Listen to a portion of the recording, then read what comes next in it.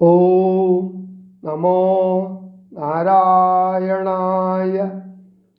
ശിഷ്യനായ സുതീഷ്ണൻ അറിയിച്ച കാര്യം അഗസ്ത്യ മഹർഷി തപോബലം കൊണ്ട് നേരത്തെ തന്നെ അകക്കാമ്പിൽ കണ്ടറിഞ്ഞിരിക്കുന്നു. എങ്കിലും അതു പറയാതെയാണ് മഹർഷി ഉത്തരം നൽകുന്നത്. തൻ്റെ ഹൃദയത്തിലുള്ള രഘുനാഥനെ വേഗം കൂട്ടിക്കൊണ്ടുവരിക. രാമമന്ത്രം ജപിച്ച് ശ്രീരാമൻ്റെ ശ്യാമള രൂപം കാണാൻ എത്ര കാലമായി താൻ പ്രാർത്ഥിച്ചു കഴിയുന്നു. ഇപ്രകാരം പറഞ്ഞിട്ട് മുനിപ്രവരനായ അഗസ്ത്യ മഹർഷി എഴുന്നേൽക്കുകയും മുനിസത്തമരോടും തൻ്റെ ശിഷ്യ സഞ്ജയത്തോടും കൂടി ചെന്നു ശ്രീരാമചന്ദ്രവദനം ദർശിച്ച് പറഞ്ഞു, അങ്ങയ്ക്ക് എപ്പോഴും മംഗളം ഭവിക്കട്ടെ. ഇപ്പോൾ അങ്ങയുടെ സമാഗമം സിദ്ധിച്ചത് തൻ്റെ ഭാഗ്യത്താലാണ്. ഇന്നത്തെ ദിവസം സഫലമാണ്. മാത്രമല്ല എനിക്ക് സാഫല്യവും കൈവന്നിരിക്കുന്നു. ശിഷ്യന്മാരോടും താപസ ശ്രേഷ്ഠരോടും കൂടി തന്നെ ഭക്തിപൂർവം എതിരേൽക്കുന്നതിനെത്തിയ അഗസ്ത്യ മഹർഷിയെ നേരിട്ട് കണ്ടപ്പോൾ ശ്രീരാമനും സീതാദേവിയും ശ്രീലക്ഷ്മണനും അത്ഭുതപ്പെട്ടുപോയി. രാമനാം ദശരഥി സോദരനോടും നിജ ഭാമിനിയോടും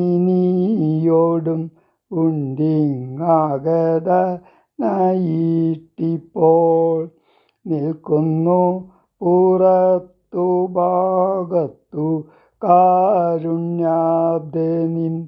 തൃക്കഴലിണ കണ്ടു വന്ദിപ്പാൻ ഭക്തിയോടെ. മുമ്പേ തന്നകക്കാമ്പിൽ കണ്ടറിഞ്ഞിരിക്കുന്നു കുംഭസംഭവൻ പുനരെങ്കിലും അരുൾ ചെയ്താൻ. ഭദ്രം തേ രഘുനാഥം ആനയ ക്ഷിപ്രം രാമ ഭദ്രം മേ ഹൃദി സ്ഥിതം ഭക്തവത്സലം ദേവം. പാർത്തിരുന്നിടുന്നു ഞാൻ എത്ര നാളുണ്ടു കാൺമാൻ പ്രാർത്ഥിച്ചു സദാകാലം ധ്യാനിച്ചു രാമരൂപം. രാമ രാമേതി രാമമന്ത്രവും ജപിച്ചതി കോമളം കാളമേഘ ശ്യാമളം നളിനാക്ഷം. ഇത്യുക്ത്വാ സരഭസം ഉത്തായ മുനിപ്രവരോത്തമൻ മധ്യേ ചിത്തം അത്യന്ത ഭക്ത്യാ മുനി സത്തമാരോടും നിജ ശിഷ്യ സഞ്ജയത്തോടും ഗത്വാ ശ്രീരാമചന്ദ്ര വക്ത്രം പാർത്തരുൾ ചെയ്താൻ.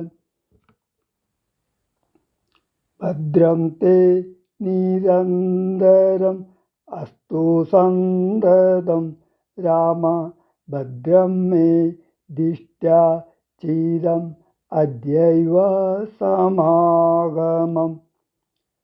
യോഗ്യനായിരിപ്പോരിഷ്ടാരീതി ബലാൽ മമ ഭാഗ്യപൂർണത്വേന സംപ്രാപ്തനായിതു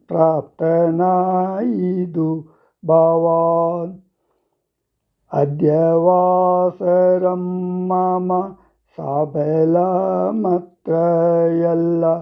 മത്തപ ശാബല്യവും വന്നിതു ജഗൽപദേ.